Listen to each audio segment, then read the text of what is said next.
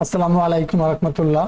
Hello viewers, সপ্তম শ্রেণীর শিক্ষার্থী বন্ধুরা, আশা করি ভালো আছো। তোমাদের অর্ধবার্ষিক পরীক্ষা সামনে রেখে বাংলাদেশ ও বিশ্ব পরিচয় বইয়ের সংক্ষিপ্ত প্রশ্ন এবং সৃজনশীল প্রশ্নের খুবই গুরুত্বপূর্ণ একটি প্রশ্ন এখন আমি তোমাদেরকে বুঝিয়ে দিব। চলে আলোচনা শুরু করা যাক। দেখো, এখানে বলা আছে সংক্ষিপ্ত প্রশ্ন। এই যে এখানে 15টা প্রশ্ন দেওয়া আছে, যেখানে 10টা প্রশ্ন আনসার করবা, তত দুগুণে 20 মার্ক পেয়ে যাবা। তোমরা দেখো যে তোমাদের অর্ধবার্ষিক পরীক্ষার সিলেবাস অনুযায়ী এই প্রশ্নগুলো কিন্তু তৈরি করা হয়েছে। তোমরা এখান থেকে পর্যায়ক্রমে এগুলো দেখে নাও, ঠিক আছে? এগুলো খুবই গুরুত্বপূর্ণ প্রশ্ন। তোমরা প্রশ্ন পড়ো, আমি কমন দিলাম, এখান থেকে 10টা পরীক্ষা আসবে, ঠিক আছে?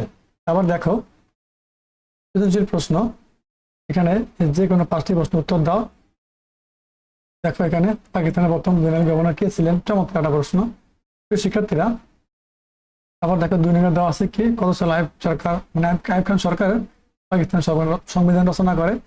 আবার দেখো এখানে সংস্কৃতি বৈচিত্র্য কি। আবার দেখো গ্রামীণ সংস্কৃতি কি। চমৎকার এই প্রশ্নগুলো তোমরা বাসায় অবশ্যই প্র্যাকটিস করবা। শিক্ষার্থীরা এগুলো তোমাদের অর্ধবার্ষিক পরীক্ষার যে সিলেবাস আছে তা আলোকে তৈরি করা হয়েছে। দেখো এখানে বলা আছে যে বলছে কি WTO মানে কি, ওয়ার্ল্ড ট্রেড অর্গানাইজেশন কি জানতে চাইছে। WTO কি? ওয়ার্ল্ড ট্রেড অর্গানাইজেশন, ঠিক আছে? WTO এর কোন রূপ ওয়ার্ল্ড ট্রেড অর্গানাইজেশন, ঠিক আছে? আরেকটা আছে WHO, এটা হচ্ছে ওয়ার্ল্ড হেলথ অর্গানাইজেশন। এটা থাকবে এই দিয়ে মাঝখানে, ট্রেড অর্গানাইজেশন, ঠিক আছে? এই যে এখানে দেখো একটা বলছে টর্নেডো কাকে বলে, কালবৈশাখী কি। এটা গুরুত্বপূর্ণ একটা অধ্যায়, এখান থেকে একটা প্রশ্ন আসবেই। ভালো করে প্রশ্নগুলো পড়বা। এখানে 8টা প্রশ্ন দেওয়া আছে, 5টা প্রশ্ন কমন পড়বে।